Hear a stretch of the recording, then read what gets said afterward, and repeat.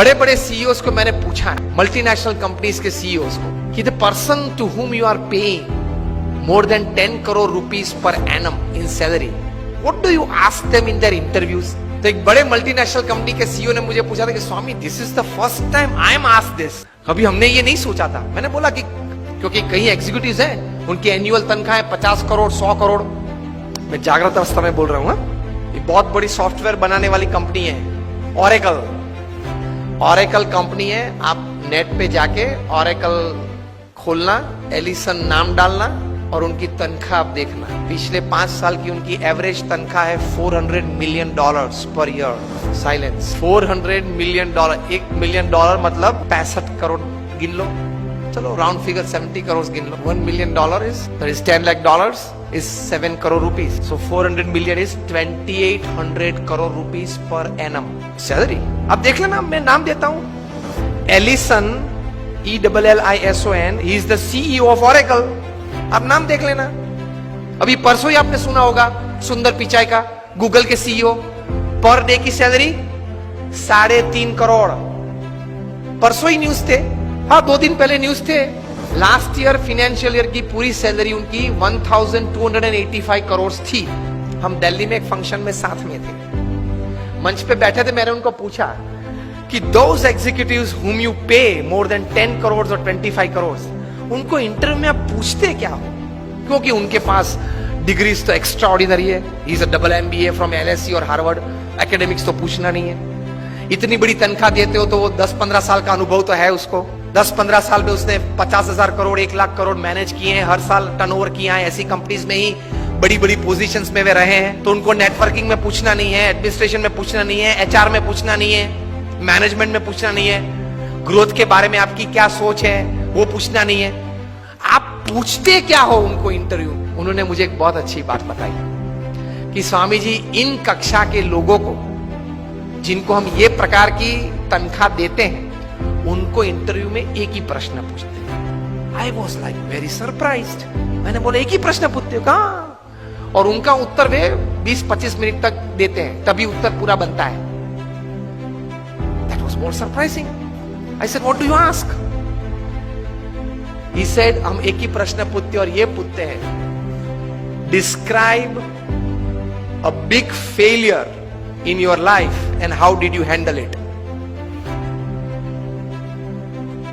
प्रश्न क्या पूछते हैं इन कक्षा के लोगों को?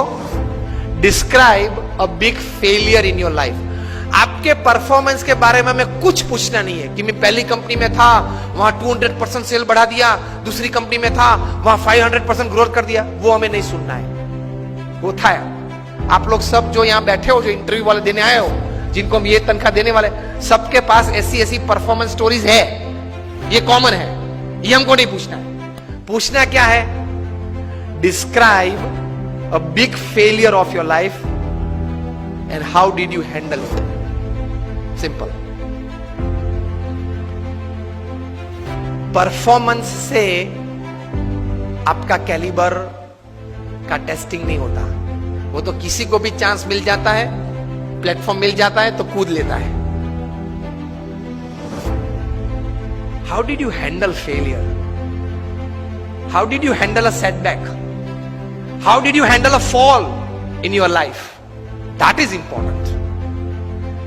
क्योंकि अब रूटीन में जब हमारी अगर हमने आपको हायर कर लिया, रूटीन में हमारी कंपनी चलती होगी, तो आप तो अच्छा परफॉर्मेंस दिखाई नहीं वाले हो।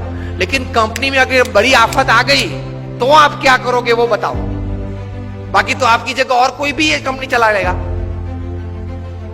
Isn't it a very important question?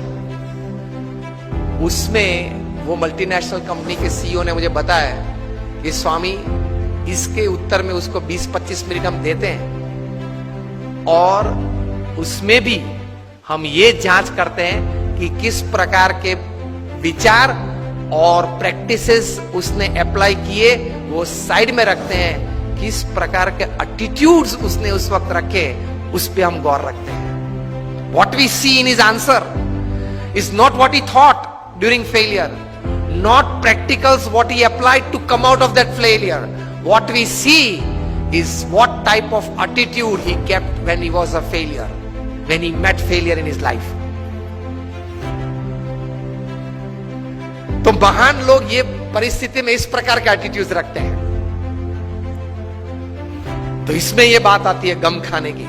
ये बहुत बड़ा विचार जो प्रमुख स्वामी महाराज ने दिए, उसमें कई प्रकार के ऐसे अर्थ आ जाते हैं। That is the greatness of life. How do you handle failures? Failure handle में सिर्फ आपका एटीट्यूड, एक ही शस्त्र आपके पास रहता है। हां,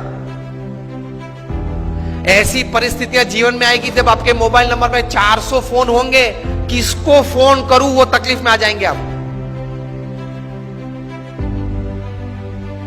Even if you are the Sahara of thousands of homes, when you are lying बेसहारा in Tihar for 4 years, किसको फोन करूं? उनके मन में भी दिक्कत होगी ना कि अभी 4 साल से 10,000 करोड़ के रुपए के अब व्यक्ति तिहाड़ में है, किसको फोन करते होंगे वो?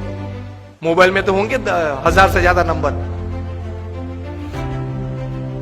आपके सिटी के, बेंगलोर के किंग ऑफ द स्काईज जब भारत छोड़ना पड़ा, तब भारत का पासपोर्ट नहीं यूज कर पाए, डिप्लोमेटिक पासपोर्ट पे भाग गए ना। अभी वापस लाने की सब प्लानिंग चल रही है,